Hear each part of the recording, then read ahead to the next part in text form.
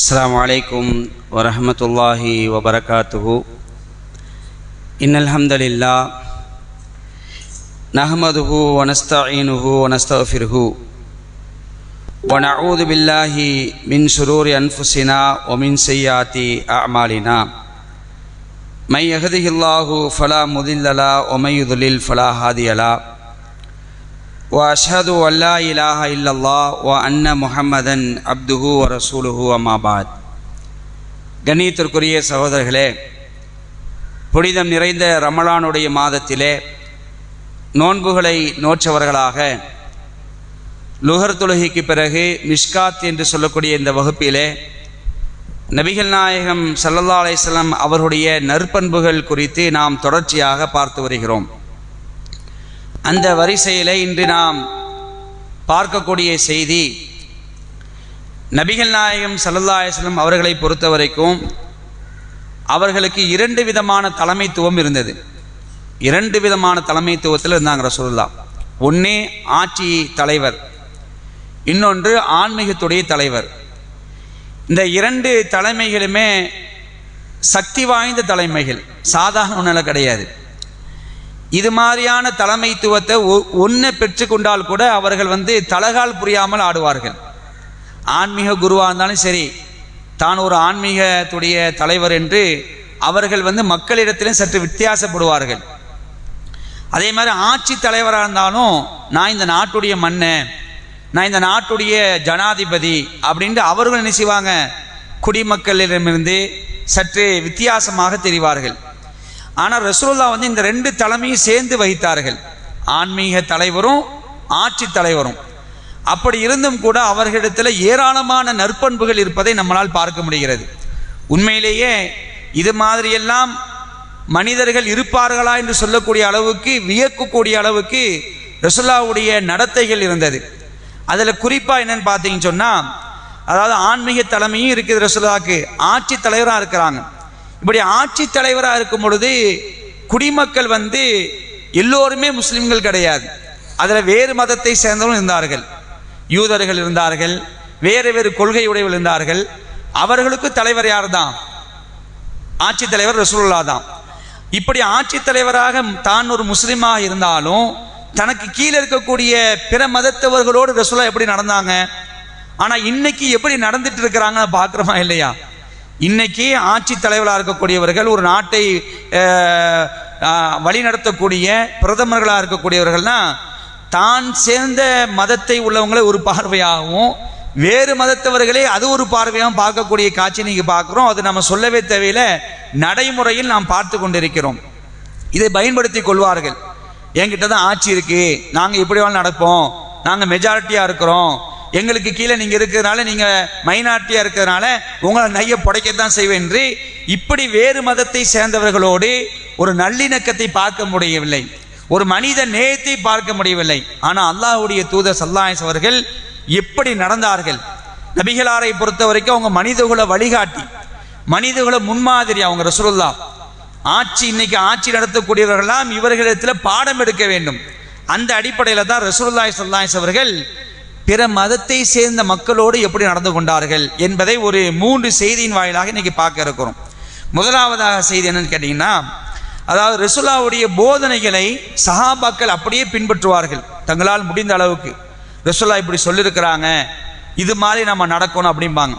அப்படி ஒரு கட்டத்தில் ஒரு நபித்தோழர் அவருடைய வீட்டில் ஒரு ஆடு ஒன்று அறுக்கப்படுகிறது, ஒரு ஆடு ஒன்று அறுக்கப்படுகிறது. அவர் யாருன்னு பார்த்தீங்கன்னு சொன்னால் அப்துல்லா பின் அம்ரு ரலியல்லாஹு அன்ஹு என்று சொல்லக்கூடிய சாபி. நல்லா கவனிங்க, பிரச்சனை இல்லை, பரவாயில்ல. அப்துல்லா பின் அம்ரு என்று சொல்லக்கூடிய சாபி, இவருடைய வீட்டில் ஆடு ஒன்று அறுக்கப்படுகிறது. இவர் வீட்டுக்கு வந்துடுறாரு. வந்த உடனே அவர் வீட்டார்ட்ட கேட்குறார், நீங்கள் அறுத்த அந்த ஆட்டிலிருந்து அண்டை வீடாராக இருக்கக்கூடிய யூதருக்கு நீங்கள் கொடுத்தீங்களான்னு கேட்குறார். 2 தடவை கேட்குறார். அன்பளிப்பு செஞ்சீங்களா? அண்டை வீட்டாருக்கு நம்ம என்ன செய்யணும், உபகாரம் பண்ணணும், அண்டை வீட்டாரை நம்ம என்ன செய்யணும், நேசிக்கணும் அப்படின்னு சொல்லிட்டு கேட்கிறார். அண்டை வீட்டாரா இருக்கக்கூடிய யூதர் இடத்துல, வேறு ஒரு கொள்கையை சேர்ந்தவங்க, வேறு மதத்தை சேர்ந்தவங்க, இப்படி 2 தடவை கேட்கிறாரு, கொடுத்தீங்களான்னு. கேட்டுட்டு சொல்றாரு, ஏன் தெரியுமா நான் இதை சொல்றேன், அல்லாஹ்வுடைய தூதர் ஸல்லல்லாஹு அலைஹி வஸல்லம் சொல்லியிருக்கிறாங்க, அண்டை வீட்டார் குறித்து ரசூலுல்லாஹ்வுக்கு ஜிப்ரீல் அவர்கள் அந்த அண்டை வீட்டார் உங்களுக்கு வாரிசாகி விடுவார்களோ என்று சொல்லக்கூடிய அளவுக்கு வலியுறுத்தி சொல்லியிருக்கிறார்கள். ரசூலுல்லாஹ் சொல்லி காட்டினாங்களாம். ரசூலுல்லாஹ் சொன்ன செய்தி அந்த இடத்த சொல்லி காட்டார். நான் ஏன் இப்ப கேட்கிறேன்னு சொன்னா, அண்டை வீட்டார் விஷயத்துல நம்ம ரொம்ப நெருக்கமா நடந்துக்கணும், ரொம்ப கேர்ஃபுல்லா நடந்துக்கணும், அவங்களை நேசிக்கணும், அவங்களை கவனிக்கணும். ரசூலுல்லாஹ் அப்படி சொல்லியிருக்கிறாங்க. ஜிப்ரீல் அலைஹிஸ்ஸலாம் அவர்கள் என்னிடத்துல அண்டை வீட்டார் குறித்து உபதேசம் செய்து கொண்டே இருந்தார்கள். எந்த அளவுக்கு தெரியுமா? அவர்கள் உங்களுடைய சொத்துக்கள்ல உங்களுக்கு வாரிசாகி விடுவார்களோ என்று கூறக்கூடிய அளவுக்கு அண்டை வீட்டார் விஷயத்துல நம்ம ரொம்ப கவனமா நடக்கணும் அப்படின்னு ரசூலுல்லாஹ் சொல்லியிருக்கிறாங்க. அதனால நான் இதை கேட்கிறேன் அப்படிங்கிறான். நல்ல பாருங்க, அண்டை வீட்டார் வேற ஒரு கொள்கையை சேர்ந்தவர், யூத மதத்தை சேர்ந்தவர், யூதரா இருக்கிறாரு. அப்படி இருந்து இந்த என்ன செய்யறார் சாபி வந்து கேட்கிறான்னு சொன்னா, இவர் கேட்ட அந்த அடிப்படை என்ன? ரசூலுல்லாஹ் சொன்ன போதனை அடிப்படையில். அப்ப யாராக இருந்தாலும் என்ன செய்யணும்? நம்ம அண்டை வீட்டார் நம்ம கொள்கையில இருந்தாலும் சரி, வேறு ஒரு மதத்தை சேர்ந்தாலும் சரி, அவங்க அண்டை வீட்டார் தான். அவங்களிடத்துல நம்ம நெருக்கமா நடந்துக்கணும், அவங்களிடத்துல பாசமா நடந்துக்கணும், அவங்களோட நேயத்தோடு அவங்க நடந்துக்கணும். இல்லை இவங்க வேற கொள்கைக்கு சேர்ந்தவங்க, இவங்க நம்ம கொள்கை இல்லை அப்படின்னு செய்யக்கூடாது, இருக்கக்கூடாது என்ன செய்யறாங்க ரசூலுல்லாஹ் நமக்கு சொல்லி காட்டுறாங்க. இது ஒரு செய்தியை பார்க்கணும். அதே மாதிரி இன்னொரு செய்தியை நம்மளால பார்க்க முடியுது. ஒரு கட்டத்துல காதிசியா என்ற ஒரு இடத்துல ஒரு 2 சஹாபி இருக்கிறாங்க. காதிசியா என்று சொல்லக்கூடிய ஒரு இடத்துல ஒரு 2 சஹாபி இருக்கிறாங்க. யாரெல்லாம் கேட்டீங்கன்னு சொன்னா, சஹல் பின் ஹுனைஃப் ரலியல்லாஹு அன்ஹு அவங்களும் கைஸ் பின் சாத் ரலியல்லாஹு அன்ஹு இருக்கிறாங்க. இவங்க 2 பேரும் அந்த இடத்துல இருக்கக்கூடிய நேரத்துல ஒரு பிரேதம் ஒன்று கொண்டு செல்லப்படுகிறது. ஒரு ஜனாசா கொண்டு செல்லப்படுகிறது. இவங்க உட்கார்ந்துட்டு இருக்க என்ன பண்றாங்கன்னா, அந்த ஜனாசாவை பார்த்துட்டு உடனடியாக என்ன செஞ்சுறாங்க, எழும்பிடுறாங்க. எழும்பின உடனே அப்ப அந்த 2 நபித்தோழர்ட்டையும் சொல்லப்படுது, இது வந்து வேறு மதத்தை சேர்ந்த பிரேதம் அப்படிங்கிறாங்க. இது முஸ்லீம் கிடையாது, முஸ்லீம் ஜனாசா கிடையாது, கொண்டு போறது வேற மதத்தை சேர்ந்தவருடைய ஒரு பிரேதத்தை கொண்டு போகப்படுது, நீங்க என்ன எழும்புறீங்க அப்படிங்கிற மாதிரி கேட்கிறாங்க. அப்போ அந்த 2 நபித்தோழரும் சொல்றாங்க, அன்புக்குரிய சகோதரர்களே, என்ன சொல்றாங்கன்னா, ஒரு முறை இது மாதிரி தான் ரசூலுல்லாஹ்வுடைய காலத்துல, ரசூலுல்லாஹ் இருக்கக்கூடிய நேரத்துல ஒரு பிரேதம் ஒன்று கொண்டு செல்லப்பட்டுச்சு. அது யாருடைய பிரேதம்னா, யூதனுடைய பிரேதம். யூதனுடைய பிரேதத்தை கொண்டு செல்லப்பட்டுச்சு. அப்ப ரசூலுல்லாஹ் உடனே எழும்புனாங்க. சுப்ஹானல்லாஹ், எப்படிப்பட்ட ஒரு நிலை பாருங்க. எழும்புன உடனே ரசூலுல்லாஹ்ட்ட சொல்லப்பட்டுச்சா, இது வந்து யூதருடைய பிரேதம், ஏன் எழும்புறீங்கிற மாதிரி கேட்கிறாங்க. மக்கள் கேட்டாங்களாம். உடனே ரசூலுல்லாஹ் சொல்றாங்க, அதுவும் உயிர் தானே அப்படிங்கிறாங்களாம். அதுவும் ஒரு உயிர் தானே அப்படின்ட்டு அதுக்கு என்ன செய்யறாங்க ரசூலுல்லாஹ் ஒரு மதிப்பு அளித்து, அது இறந்தாலும் அது ஒரு உயிர் தானே, அப்ப நம்ம மதிப்பு அளிக்கணும் அப்படிங்கிற மாதிரி என்ன செய்யறாங்க ரசூலுல்லாஹ் சொன்ன செய்தியை இந்த 2 சஹாபி என்ன செய்யறாங்க, அந்த மக்களுக்கு சொல்லி காட்டுறாங்க. இதுல என்ன பார்க்கணும்னு சொன்னா, இவர் வேற கொள்கையில் உள்ளவர் தான், இவருக்கெல்லாம் நம்ம ஏன் எழுமணும் அப்படிங்கிற மாதிரி நம்ம இருக்கக்கூடாது.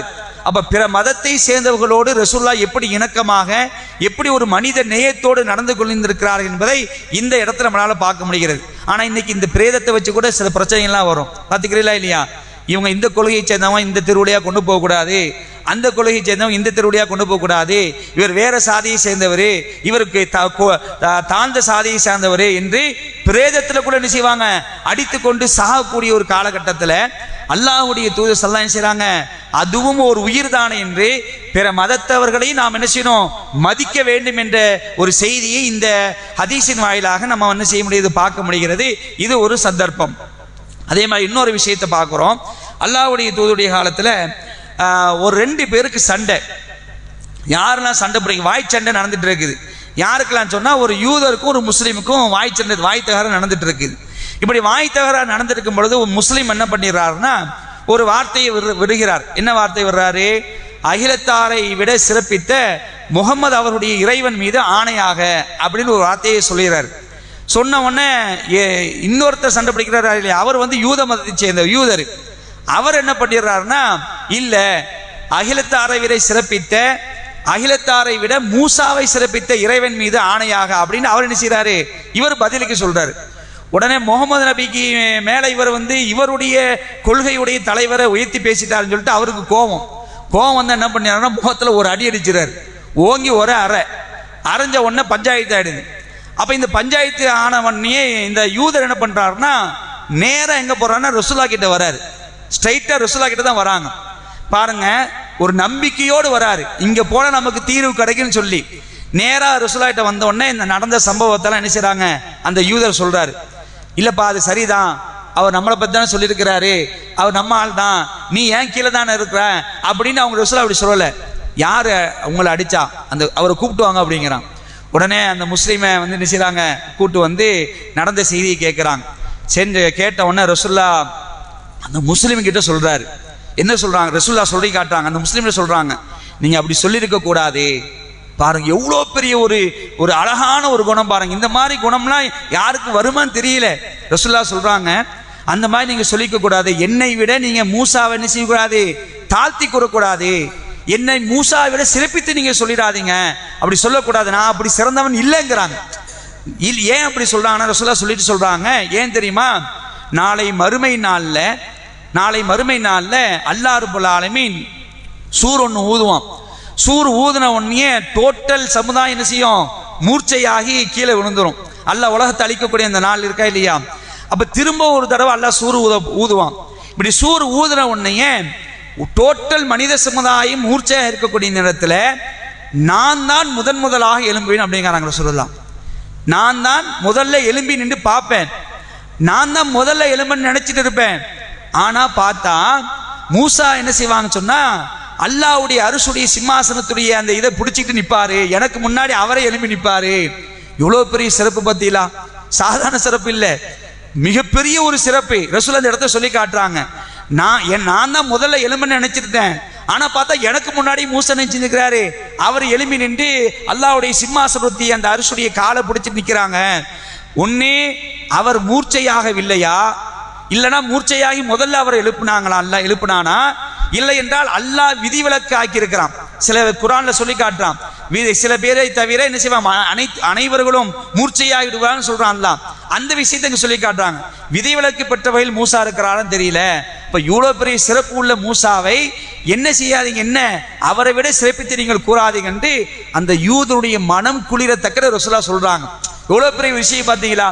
அதாவது தனக்கு கீழே தான் இருக்கிறாரு, இவங்க தான் ரசூல்லா தான் ஆட்சி தலைவராக இருக்கிறாங்க. ஆனாலும் முஸ்லிமுக்கு ஆதரவா ரசூல்லா பேசல. அந்த யூதனுடைய மனசு குளிரும்படி என்ன செய்றாங்க ரசூலுல்லா சொல்லி காட்டுறாங்கன்னா, அப்ப அல்லாஹ்வுடைய தூதர் ஸல்லல்லாஹு அலைஹி அவர்கள் எப்படி பிற மதத்தவர்களோடு மனித நேயத்தோடு நல்லிணக்கத்தோடு வாழ்ந்தார்கள் என்பதை இந்த செய்தியின் மூலமாக நம்ம தெரிந்து கொள்கிறோம். இது யாருக்கு பாடம், நாட்டை ஆட்சி செய்யக்கூடிய ஒவ்வொரு அரசாங்கத்தில் இருக்கக்கூடிய ஒவ்வொரு ஆட்சியாளருக்கும் பாடம். ஆனா இன்னைக்கு அப்படி நடக்குதா? நம்ம நாட்டையும் நீங்க எடுத்துக்கங்களேன், மத விருப்பு அரசியல் இன்னைக்கு நம்ம பார்க்கிறோம். நீ வேற மதத்தை சேர்ந்தவனா, நீ இதை சாப்பிட்டா உன்னை அடிப்பேன், நீ இதை சாப்பிட்டா உன்னை மிதிப்பேன், உன்னை நான் கொலை செய்வேன், நீ இந்த வார்த்தையை நீ கண்டிப்பா சொல்லி ஆகணும், இப்படி நீ சொல்லலன்னு சொன்னா உன்னை என்ன செய்வோம், நாங்க என்ன வேணுமானாலும் பண்ணுவோம். பசுவதை சட்டத்தை பார்க்கிறோம். அதே மாதிரி ஆடை விருப்புணர்வு பார்க்கிறோம், இந்த ஆடை நீங்க போடக்கூடாது அப்படிங்கிறான். உணவு விஷயத்துல பார்க்கிறோம். இப்படி ஏராளமான விஷயங்களை இன்னைக்கு ஆட்சியில் இருக்கக்கூடியவர்கள் அவர்களுடைய மாற்று மதத்தவர்களை எப்படி நடத்தி கொண்டிருக்கிறார் என்பதை இன்னைக்கு நம்ம பார்க்கிறோமா இல்லையா? இப்படி இருக்கக்கூடாதுங்கிறாங்க ரசூலுல்லாஹ்.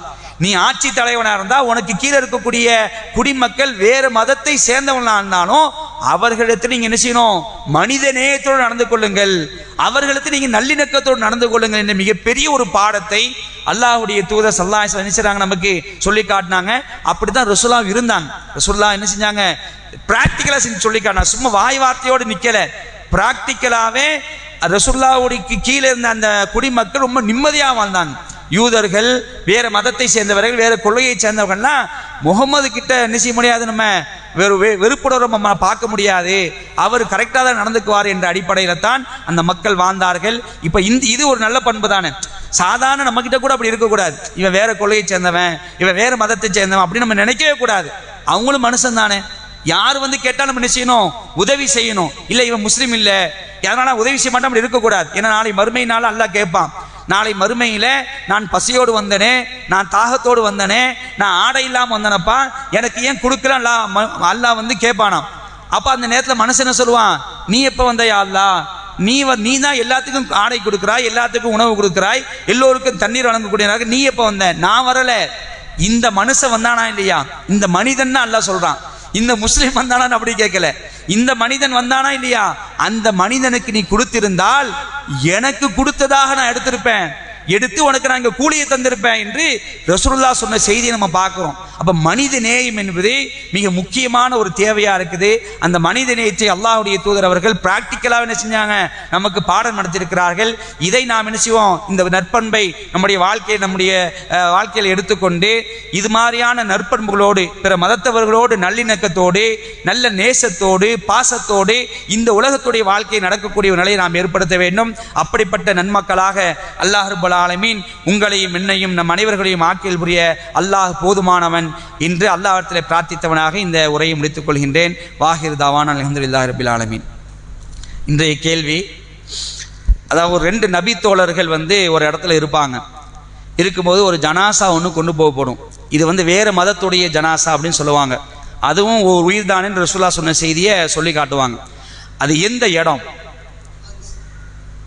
சொல்லிட்டாங்க, கரெக்டாக சொல்லிட்டாங்க. மாஷா அல்லாஹ். காதிசியா என்ற இடத்துல 2 நபி தோழர் இருந்தாங்க அப்படிங்கிறது சரியாக சொல்லிட்டாங்க.